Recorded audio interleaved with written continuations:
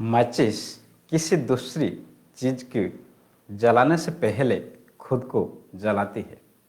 गुस्सा भी एक माचिस की तरह होती है। यह दूसरों को बर्बाद करने से पहले खुद को बर्बाद करता है। A very good evening to everyone. We are again live with one important topic on anger. हम सभी को पता है हमारी जिंदगी में एंगर या गुस्सा या राग की कितना अहम भूमिका रहा है। आज के टाइम में इसका ज़्यादा प्रभाव छोटे बच्चे से लेकर बुढ़ापे तक देखने को मिल रहा है। तो चलिए इसी टॉपिक को आगे बढ़ाते हैं। इसका ऊपर ढेर सारे बातें करेंगे, जानेंगे एंगर क्या है, गुस्सा क्या है, इससे क्या क्या प्रॉब्लम हमारे लाइफ में आ सकती है, उसको कैसे हैंडल किया जा सकता है इफेक्टिवली घर बैठकर भी। तो आपकी कुछ भी क्वेरी हो तो आप पूछ सकते हैं। ट्राई करूंगा आपकी सही आंसर देने के लिए। एंगर एक वाइटल इमोशन है जो कि हर एक ह्यूमन के अंदर नेचुरल है। आज के टाइम में मॉडर्न साइकोलॉजिस्ट के माना जाए तो एंगर एक नेचुरल है, लेकिन गुस्सा कई बार मोर देन 90% टाइम हमको कुछ ना कुछ क्षति जरूर पहुंचाती है। तो ये जो इमोशंस है इसको कंट्रोल करना या मैनेज करना बहुत ही बड़े रोल है हमारे लाइफ में, क्योंकि हम अगर गुस्से को या एंगर को कंट्रोल नहीं कर सकते, इसको अगर बहुत दिन तक अनकंट्रोलेबल कंडीशन में छोड़ दिया जाए तो ये फिजिकली भी हमको बहुत ज़्यादा डैमेज कर सकता है। एंगर के अगर टाइप्स की बात करें तो मैक्सिमम साइकोलॉजिस्ट के मानना है या मैक्सिमम थ्योरीज की ये मानना है कि 3 टाइप्स का है, लेकिन मैं यहाँ पे आपको 4 टाइप्स का जो एंगर है उसके बारे में थोड़ा सा व्यू देना चाहूँगा। फर्स्ट है एसर्टिव, जो कि पॉजिटिव या हेल्दी एंगर बोल सकते हैं, healthy ways of expressing our anger, assertive way. आप कोई चीज़ में गुस्सा है लेकिन पॉजिटिव वे में, हेल्दी वे में, आपकी प्रोडक्टिविटी बढ़ाने के लिए आप गुस्से हैं, तो उसको आप पॉजिटिव या हेल्दी वे में जब एक्सप्रेस करेंगे तो वो हो गया एसर्टिव एंगर। नेक्स्ट है एग्रेसिव। ये बहुत ही खतरनाक है। आप किसी को थ्रेट कर रहे हैं, किसी को हर्ट कर रहे हैं, किसी को आप चोट पहुंचा रहे हैं, आपकी बातों से है या फिजिकली, ये है आपकी एग्रेसिव, ये है aggressive anger. This is the most important point in our discussion today. Third है पैसिव एग्रेसिव। आपको गुस्सा तो आ रहा है लेकिन आप डायरेक्टली सामने वाले पर्सन को या ऑब्जेक्ट के ऊपर गुस्सा नहीं निकाल रहे, आप इनडायरेक्ट वे में क्रिटिसाइज करके आप पीछे में उसके लिए एंगर या गुस्से को निकल रहे हैं। ये है आपकी पैसिव एग्रेसिव वेज या पैसिव एग्रेसिव एंगर। लास्ट है सप्रेसिव। आपको गुस्सा आ रहा है लेकिन आप एक्सप्रेस उसको नहीं करते, फ्रंट से, सामने से आप दिखाते नहीं आपको गुस्सा है, लेकिन अंदर आप फील कर रहे आपको गुस्सा है। अगर फैक्टर्स की बात किया जाए, एंगर कौन से फैक्टर के लिए आ रहा है, तो इसके कई सारे रीजन्स है। बहुत सारे रीजन्स के लिए एंगर आता है। हमको गुस्सा कई बार कई सिचुएशन को लेकर आता है, चाहे पर्सन को लेकर या ऑब्जेक्ट को लेकर, लेकिन गुस्सा आता है। तो इसका अगर सारे रीजन्स की बात करें तो सारे रीजन्स तो यहाँ पे हम बता नहीं पाएंगे, लेकिन कुछ मेजर पॉइंट्स को जरूर यहाँ पे उल्लेख करेंगे। फर्स्ट है फिजिकल इश्यूज। आपको अगर कोई भी साइकोलॉजिकल डिजॉर्डर्स जैसे डिप्रेशन, ओसीडी, बाइपोलर, ग्रिप, ऐसे कोई बीमारी है जो कि अंदर है आपकी, तो आपको गुस्सा आ सकता है, क्योंकि मूड स्विंग इस सारे में बहुत ही कॉमन है। तो आपको कोई ना कोई चीज़ में गुस्सा आ सकता है। अगर आपको फिजिकली ये सारे सिम्टम्स है, आपको डिप्रेशन है, बायोलॉजिकली आपको ओसीडी है, आपको बाइपोलर है, आपको ग्रीफ है, ये सारे प्रॉब्लम अगर है पहले से और उसके लिए आप ट्रीटमेंट प्रोसेस में है तो एंगर आना जायज है। नेक्स्ट है family issues, relationship problem, job problem, ये सारे के लिए भी एंगर आ सकता है। थर्ड अगर बात करें जो कि कॉमन है, अगर कोई चीज, कोई सिचुएशन या कोई प्लानिंग या कोई पर्सन हमारे वे में नहीं चलता है, हम जो एक्सपेक्ट करते हैं सामने वाले से वो अगर हमारे वे में नहीं होता है, हमारे इच्छा अनुसार नहीं होता है, तो हमको जनरली गुस्सा आता है। ये कॉमनली देखा गया है, मैक्सिमम लोगों के साथ होता है। हमारे सामने वाले अगर हमारे वे में नहीं जाता है, हमारा प्लानिंग अगर हमारे वे में नहीं गया है, तो हमको गुस्सा आ जाता है। नेक्स्ट है इनजस्टिस। हमारे साथ कई बार ऐसा कुछ इंसिडेंट हो जाता है, हम खुद को ये सोचते हैं हमारा साथ क्यों हुआ है, इसको सोचकर हमको गुस्सा आता है। उसका पीछे कई सारे रीजन हो सकता है, लेकिन हमको लगता है उसी टाइम कि हमारा साथ ही ये क्यों हो रहा है, तो इसके लिए हमको गुस्सा आता है। थर्ड, अगर जो जनरल प्रॉब्लम की बात करें, व्हेन अदर्स आर हर्टिंग अस, अगर सामने वाले लोग हमको हर्ट करें, कुछ ऐसे बोल के थ्रेटन दे, तो इसलिए भी हमको गुस्सा आता है। इसके अलावा कई सारे रीजंस हो सकता है जो कि आपकी गुस्से के कारण बन सकता है, लेकिन यहाँ पे ये वाइटल पार्ट है, गुस्से को कंट्रोल करना या मैनेज करने से पहले आपको उसकी रूट तक पहुंचना बहुत ही जरूरी है।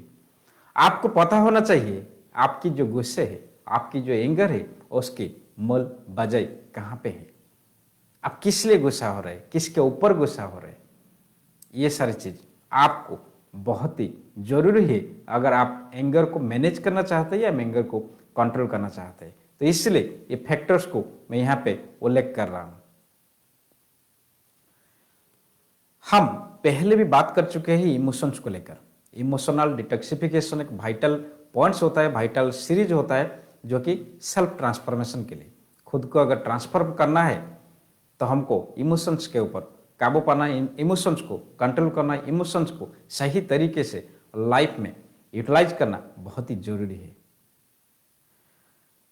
एंगर की बात कर रहे हैं, एंगर से और कौन से ऐसे इमोशन से जो ट्रिगर होता है, हम जब गुस्से में होते हैं तो हमारा एंजाइटी लेवल हाई होता है, हमारा इरिटेशन बढ़ जाता है, हम फ्रस्ट्रेटेड हो जाते हैं, हम गिल्ट महसूस करते हैं, हमारा स्ट्रेस लेवल भी ज्यादा होता है।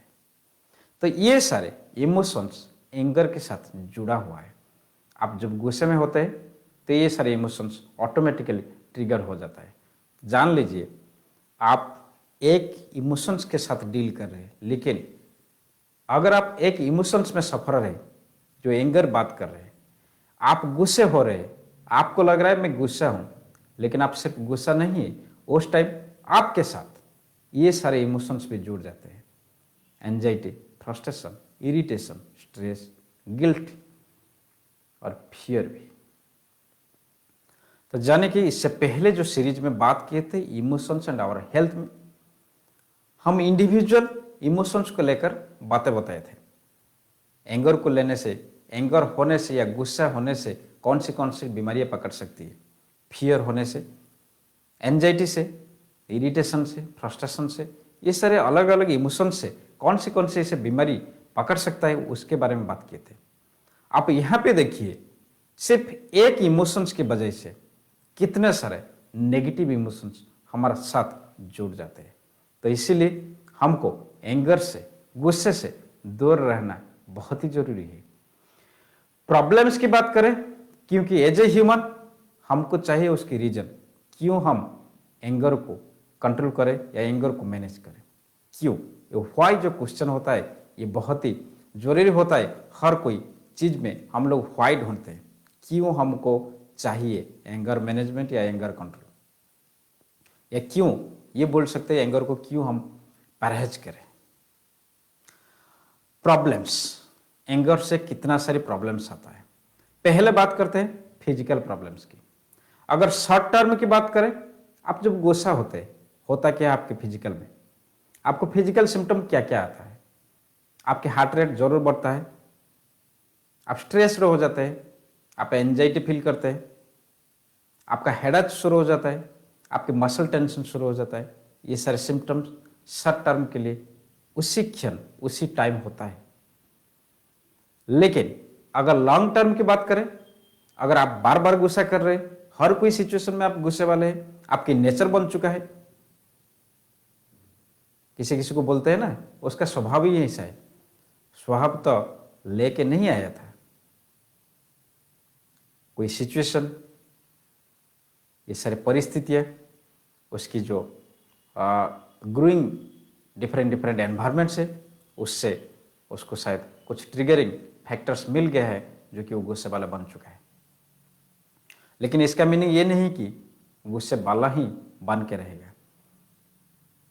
तो अगर आप लॉन्ग टर्म में गुस्से वाले हैं तो आपकी हेडेक की समस्या रह सकती है, हार्ट प्रॉब्लम हो सकती है, हाई ब्लड प्रेशर आ सकती है, इंसोम्निया की प्रॉब्लम शुरू हो सकती है, आपको डाइजेस्टिव सिस्टम में प्रॉब्लम आ सकती है, आपकी स्किन समस्या शुरू हो सकती है, एक्जिमा, एसन, ये सारे प्रॉब्लम में शायद गुस्से वालों को होता है।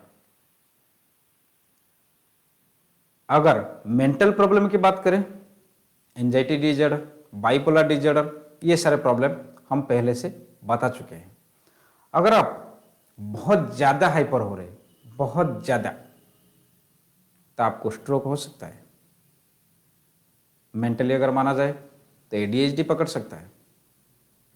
तो ये सारे फिजिकल और मेंटल लॉन्ग टर्म में प्रॉब्लम्स आ सकते हैं अगर आप ज्यादा गुस्से वाले हैं और लॉन्ग टर्म में गुस्सा कर रहे हैं। अगर और कुछ बातें करें कि और क्या क्या प्रॉब्लम आ सकती है, हम जब गुस्सा करते हैं हम डिसीजन सही नहीं ले पाते, तो डिसीजन मेकिंग में हमारा कहीं ना कहीं चूक हो जाती है, हमारा परफॉर्मेंस हर वक्त लो हो जाता है, हमारे रिलेशंस हर जगह खराब होने लगता है। ये सारे प्रॉब्लम्स भी आपको आ सकती है अगर आप गुस्से वाले हैं। आपकी जॉब में समस्या आ सकती है, आपकी रिलेशनशिप में समस्या आ सकती है, आपकी फैमिली में इश्यूज क्रिएट हो सकता है अगर आप गुस्से वाले हैं। तो ये सारे रीजन से मुझे लगता है आपको पता चल चुका है how important to control your anger और मैनेज योर एंगर, क्योंकि हमको ऑलरेडी पता चल चुका है कि कितना खतरनाक साबित हो सकता है अगर हमारा एंगर या गुस्सा को हम कंट्रोल नहीं कर रहे हैं। यहां पे क्वेश्चन ये आता है कि हम इसको मैनेज कैसे करें। देखिए, मैनेज करने का तरीका बहुत है, आपको कौन सी सही लग रहा है ये आपके ऊपर डिपेंड करता है। क्योंकि आज की जो टॉपिक का थीम था हाउ टू मैनेज एंगर, इससे पहले क्यों मैनेज करें इसी के बारे में थोड़ा सा ओवरव्यू होना जरूरी था। अब आता है हम इसको मैनेज कैसे करें। देखिए, पहले अगर आप कोई साइकोलॉजिस्ट के पास जाते हैं, आप कोई साइकोलॉजिकल अप्रोचेस को अपनाना चाहते हैं, तो बहुत सारा ऑप्शन है, जैसे कि कॉग्निटिव बिहेवियर थेरेपी बहुत ही इफेक्टिव है, साइकोथेरेपी बहुत ही इफेक्टिव है, माइंडफुलनेस बहुत ही इफेक्टिव है, इमोशनल फ्रीडम टेक्निक्स बहुत ही इफेक्टिव है। ये 4 थेरेपी कोई भी साइकोलॉजिस्ट या साइकोथेरापिस्ट के पास मिल जाएगा। आपके आसपास अगर आप गुस्से को कंट्रोल नहीं कर पा रहे, आपके आसपास कोई भी psychologist, CBT expert, EFT expert, mindfulness coach आप सर्च कर सकते हैं। अगर आपके आसपास मिल जाएगा तो आपके लिए बहुत ही अच्छा है। अगर आप गुस्से वाले हैं और आपको पता है कि आपकी गुस्से के लिए आपको कुछ ना कुछ दिक्कतें लाइफ में आ रही है, आपकी एंगर की वजह से आपकी सारे प्लानिंग्स गड़बड़ हो रहा है, तो आप चाहते हैं, क्योंकि इसमें आपकी विलिंगनेस बहुत ही जरूरी है। आप अगर चाहते हैं अपने गुस्से को कंट्रोल करना, तो आप ये अप्रोचेस कोई भी साइकोलॉजिस्ट के पास आपको मिल जाएगा, आप अपना सकते हैं।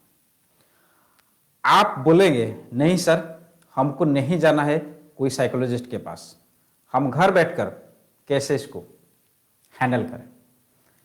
इसके लिए भी बहुत सारा उपाय है। पहले हम बात करते हैं जो रोड से आप रोड ढूंढिए। आपकी लाइफ में जो गुस्से, जो इमोशंस है, जो एंगर की जो प्रॉब्लम है, उसकी रोड्स क्या हैं, उसकी ट्रिगरिंग पॉइंट्स क्या हैं, आप उसको निकालिए। अगर आपको लगता है कि आपके अनुसार कुछ चीज, कोई प्लानिंग आपके अनुसार नहीं जा रहा है, आपके अनुसार लोग नहीं चल रहे, अब अगर इसके लिए आपको गुस्सा आ रहा है, जो पॉइंट्स हम पहले बात कर चुके हैं, अगर इसके लिए आपको गुस्सा आ रहा है तो आपको टाइम आ चुका है आपकी जो अंदर की जो अंडरस्टैंडिंग है, इनर अंडरस्टैंडिंग या सेल्फ अंडरस्टैंडिंग, उसको थोड़ा सा एनहांस करने के लिए, उसके बारे में थोड़ा सा कॉन्शियसनेस बढ़ाने के लिए।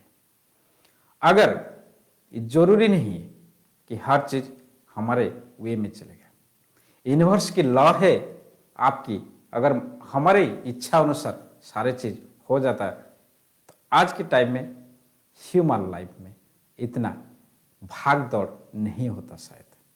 तो आपको यूनिवर्सल लॉ को समझना पड़ेगा, थोड़ा सा उसको समझिए, थोड़ी सी अपनी जो सेल्फ अंडरस्टैंडिंग है, अपने आसपास की दुनिया के बारे में, आपके आसपास की सिचुएशन या ऑब्जेक्ट के बारे में थोड़ी सी अंडरस्टैंडिंग बढ़ाने की टाइम आ चुकी है।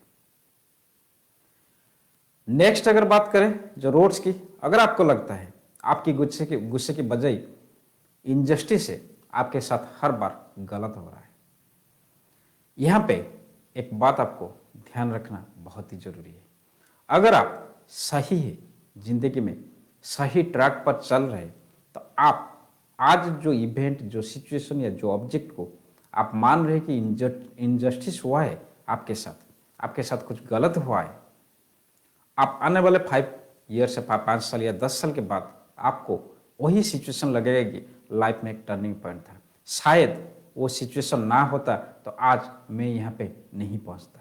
लेकिन उस समय हमारा अंडरस्टैंडिंग जितना था, उस समय हमको गुस्सा आ गया था, हमको लगता था कि ये गलत हुआ है हमारे साथ, क्यों गलत हो रहा है, और हम गुस्से में टाइम निकाल देते हैं, खुद के ऊपर गुस्सा करते हैं, सिचुएशन के ऊपर गुस्सा करते हैं, पेरेंट्स के ऊपर गुस्सा करते हैं, फैमिली के ऊपर गुस्सा करते हैं, फ्रेंड्स के ऊपर गुस्सा करते हैं, कितने सारे प्रॉब्लम हम क्रिएट कर देते हैं। लेकिन सेम सिचुएशन को जब हम 10 साल बाद, 15 साल बाद विजुअलाइज करते या याद करते कि हाँ ऐसा एक सिचुएशन हुआ था जिसके वजह से मैं आज यहाँ हूँ या लाइफ में ये सारी चीज किया हूँ। अगर आप सही है अपनी लाइफ ट्रैक में, तो आप जो इनजस्टिस को लेकर गुस्सा हो रहे उसको छोड़ दीजिए, क्योंकि वो वैल्यूलेस हो जाएगा, आने वाले टाइम में वैल्यूलेस हो जाएगा। आप अभी जिस सिचुएशन में है, जो भी पोजीशन में है, आप खुद को एनालाइज कीजिए। जिंदगी में कई बार ऐसा सिचुएशन आया होगा आपकी लाइफ में जहां पे आप गुस्से में थे, इनजस्टिस को लेकर आपके साथ गलत क्यों हो रहा है, ये सारे को सोच सोच कर आप परेशान हो रहे थे। आप ऐसे ही कितना सिचुएशन को फेस करके आज यहाँ पे पहुंचे हैं, उसके बारे में थोड़ा सा एनालाइज जरूर कीजिएगा आज, और सोचिए उस समय की जो गुस्सा था वो शायद मैक्सिमम केस में, मोर देन 70-80% केसेस में आपको वैल्यूलेस लगेगा, और आज आपको वो सिचुएशन सोचकर, वो इवेंट के बारे में सोचकर हंसी आ जाएगी कि हम क्यों गुस्सा कर रहे थे, ये तो हमारे लिए अच्छा हुआ था। अगर आप सही है लाइफ में तो आपके साथ कुछ गलत नहीं हो सकता है कभी भी। अगर आपको लग रहा है कि गलत है, ये गलत नहीं है, यूनिवर्स की लॉ है, आपको चैलेंजेस या स्ट्रगल दे रहा है ताकि आपको स्ट्रेंथ मिल जाएगा। आप वो चैलेंजेस को फेस कीजिए, आप उससे सीख लीजिए जितना भी सीखना है, तो आपको आगे बढ़ने का मौका मिल जाएगा। ये चांस हर किसी को नहीं मिलता है, अगर आपको मिल रहा है तो आप बहुत लकी है। थर्ड पॉइंट की रूट की बात करें, जब सामने वाले लोग हमको हर्ट करते हैं, हमको क्रिटिसाइज करते हैं, हमको गालियां देते हैं, तो हमको जरूर गुस्सा आता है। ये हर किसी का नेचुरल टेंडेंसी है रिएक्ट करना, ये हर किसी के साथ होता है। यहाँ पे भी हमको कुछ समझने की टाइम आ चुका है। जो इनर कॉन्शियसनेस की बात मैं कर रहा हूँ, जो सेल्फ अंडरस्टैंडिंग की बात मैं कर रहा हूँ, यहाँ पे आपको एक चीज समझना बहुत ही जरूरी है, जो यूनिवर्सल लॉ है। सामने वाले अगर कोई नेगेटिव एनर्जी आपको दे रहा है, अगर वो गुस्सा कर रहा है, वो गाली दे रहा है, वो क्रिटिसाइज कर रहा है, अगर आप उससे रिएक्टिव हो रहे, आप उससे नेगेटिव एनर्जी को एक्सेप्ट कर रहे, तो उसको तो मजा आ रहा है, लेकिन आप अंदर अंदर आप खुद की जो ऑरा है, खुद की जो एनर्जी है, उसको नेगेटिविटी में फील कर रहे हैं। दो बातें हैं, आपके पास दो ऑप्शन है, आप उसका नेगेटिव एनर्जी को साथ में लीजिए और रिवर्स उसको नेगेटिव एनर्जी दीजिए। ये हर कोई आज के टाइम में कर रहा है, जो रिवेंज बोलते हैं। वो एक कुछ गालियां, एक दो वर्ड्स की गालियां हमको दिया है, जब तक हम 10 वर्ड्स की गालियां सामने वाले को नहीं दे देते तब तक हमारा मन शांत नहीं रहता है। ये होता है। लेकिन यहाँ पे हम बहुत सारे चीज भूल रहे हैं। यूनिवर्स के लॉ को हम बेखातिर कर रहे हैं। जो नेगेटिव एनर्जी दे रहा है वो तो नेगेटिव एनर्जी रिवर्स पाएगा ही पाएगा। अगर आपको कोई आज क्रिटिसाइज कर रहा है, अगर आपको कोई आज हर्ट कर रहा है, तो जिंदगी में वो जरूर वैसा ही रिबैक रिजल्ट जरूर पाएगा। आप उसके लिए धैर्य रखिए, क्योंकि जैसा करने ऐसा भरने। लेकिन हम यहाँ पे क्या कर रहे हैं, हम उसका नेगेटिव एनर्जी को ले रहे हैं। जाने कि अगर इसको थोड़ा सा लॉजिकल वे में हम कुछ परसेंटेज के ऊपर बात करें, मान लीजिए वो 5% गालियां हमको दिया, तो हम क्या किए, उसका 5% को लिए, अपने अंदर 5% को लेकर हम इंटरेस्ट बढ़ाते गए, 10, 20, 25, पता नहीं, 5 को लेकर किसी किसी का 100 भी हो जाता है। ये डिपेंड करता है आपके स्वभाव के ऊपर। मान लीजिए आप यहां से 50 हो गया, आपका परसेंटेज 50 हो गया, उसके ऊपर गुस्सा निकलने लगा। वो 2 गालियां दिए थे, आप अभी 10 गालियां दे रहे हैं, जान के उसका 5% नेगेटिव एनर्जी को आप एक्सेप्ट किए, उसको इंक्रीज किए और आप 50% बैक कर रहे हैं। आप 50% भले ही सामने वाले को बैक कर दिए, भले ही सामने वाला चुप हो गया, लेकिन आप ये कैलकुलेशन को समझिए। आप 50% सामने वाले को नहीं दे रहे थे, आप 50% यूनिवर्स को दे रहे हैं। आप 50% जब नेगेटिविटी यूनिवर्स को देंगे तो आपकी रिप्लाई, आपको जो यूनिवर्स का जो रिप्लाई है वो क्या आएगा, डेफिनेटली 50% नेगेटिविटी में आएगा। इसलिए हम कई बार लाइफ में स्ट्रगल्स, पेन्स, सैडनेस, ये सारी चीज फेस करते हैं और उस टाइम ये सोचते हैं कि हमारा साथ क्यों गलत हो रहा है, हमारा साथ गॉड ने ऐसा क्यों कर रहे हैं। गॉड कुछ नहीं कर रहे, जो करना है वो हम खुद कर रहे हैं, जो भोगना है वो भोग हम कर रहे हैं।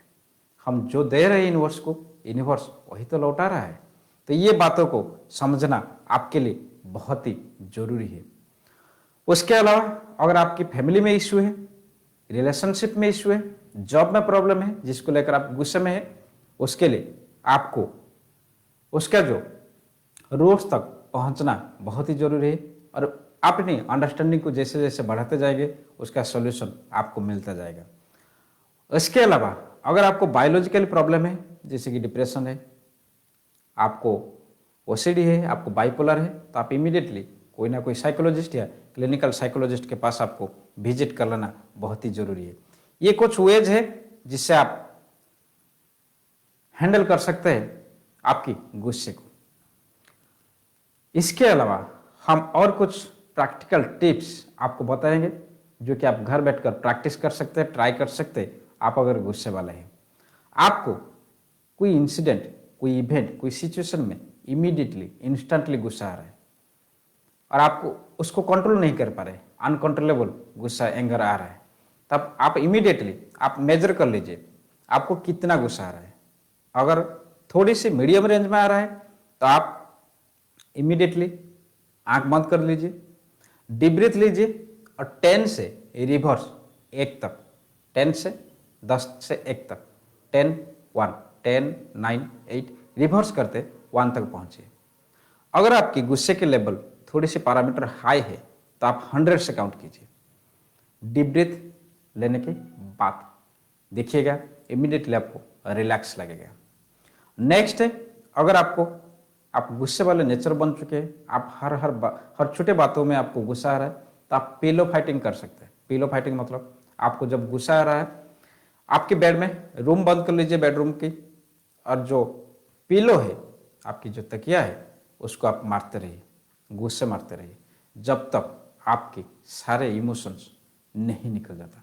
आप अगर उस समय रो रहे भी, रो लीजिए, कोई इश्यू नहीं, कोई नहीं देख रहा है। आपको जितना ज़्यादा गुस्सा आ रहा है उतना गुस्सा निकाल दीजिए, जितना भी इमोशंस बाहर आ रहा है उसको निकाल दीजिए। आप देखेंगे बहुत ही आप पीसफुल महसूस करेंगे।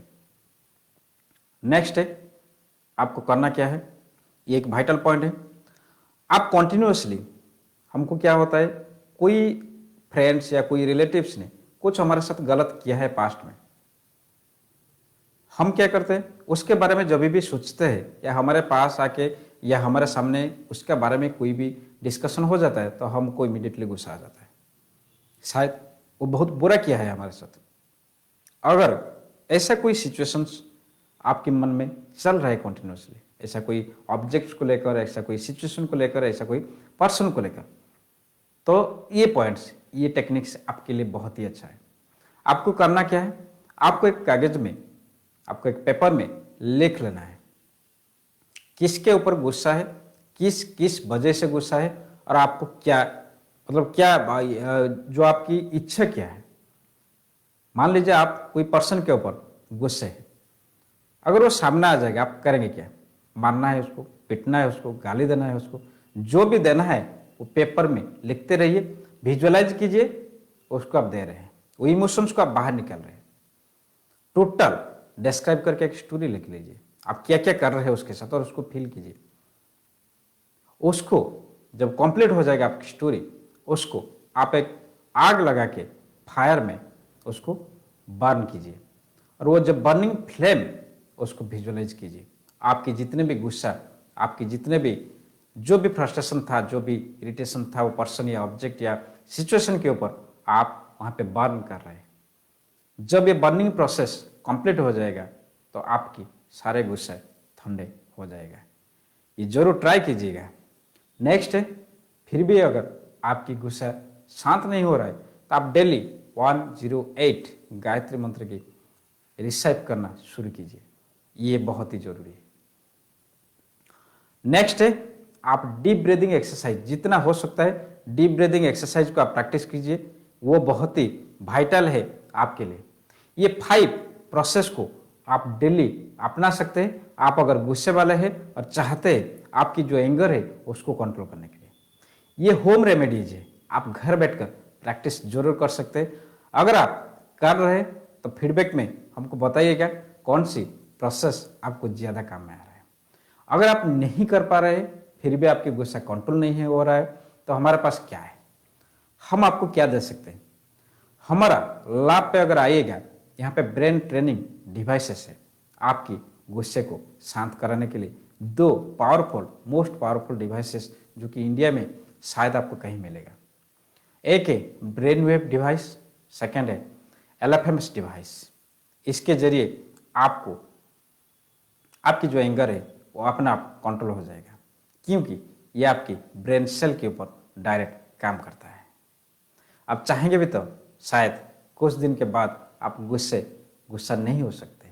आपके ट्रिगरिंग पॉइंट सेम रहेगा, आपके आने में सिचुएशन सेम रहेगा, लेकिन शायद आपको गुस्सा ना आया होगा। नेक्स्ट है, यहाँ पे हमारा deep breathing, EFT and meditation का सेशन चलता है, वो भी आप भाग ले सकते हैं अगर आप आसपास के एरिया में है। नहीं तो आप कहीं दूर देख रहे हैं, इंडिया में कहीं भी कोने में आप देख रहे हैं, आपके लिए और मेरे पास क्या है, मेरे पास है हीलिंग किट, जो कि इंडिया में पहली बार आप कहीं पे नहीं मिलेगा। ये हीलिंग किट एक पावरफुल प्रोसेस से डेवलप हो रहा है, जिसमें NLP मिला हुआ है, जिसमें CBT का प्रोसेस है, जिसमें EFT की प्रोसेस है, जिसमें ब्रेन वेव टेक्नोलॉजी है, जिसमें बेच फ्लावर रेमेडीज भी है, और जिसमें डीप ब्रीदिंग का सारे जो सीरीज ऑफ एक्सरसाइजेस है, ये कंबाइन मिला के हम एक पैक दे रहे हैं जिसका नाम है हीलिंग किट। आप वेबसाइट www.trainyourmind.com में जाके प्रोडक्ट लिस्ट में देख सकते हैं, या पेज में भी डिस्प्लेड है। ये आप घर बैठकर मंगा सकते हैं और उसको यूज कर सकते हैं अगर आप इमोशंस को, या ये जो एंगर को, कोई भी इमोशंस को आप कंट्रोल करना चाहते हैं, या कोई भी इमोशंस आपकी डे टू डे लाइफ में भारी पड़ रहा है। अगर ये सारे नहीं करना चाहेंगे तो जितने भी टिप्स हम बताए हैं उसमें बहुत पावरफुल टेक्निक्स बताए हैं, जो कि पिलो फाइटिंग है, और ये जो बर्निंग प्रोसेस है, माइंडफुलनेस का बहुत ही पावरफुल टेक्निक्स है। उसको आप प्रैक्टिस कीजिए, उसको देखिए, नहीं तो आप गायत्री मंत्र को रिसाइट करते रहिए डेली, सुबह या शाम को कोई भी टाइम में आप 108 टाइम्स डेली प्रैक्टिस करते रहिए। 1 वीक 2 वीक्स के बाद उसका मिरेकल्स आपके लाइफ में जरूर आ जाएगा। ये है एंगर मैनेजमेंट की कुछ टिप्स, कुछ प्रैक्टिकल टिप्स। अगर और कुछ जानकारी चाहिए और कोई इश्यू है आपकी लाइफ में जो कि आपको हेल्दी या हैप्पी रहने नहीं दे रहा है, तो आप हमसे कांटेक्ट कर सकते हैं। हमारा कांटेक्ट डिटेल्स सारे पेज पर उपलब्ध है। Thank you and have a great day.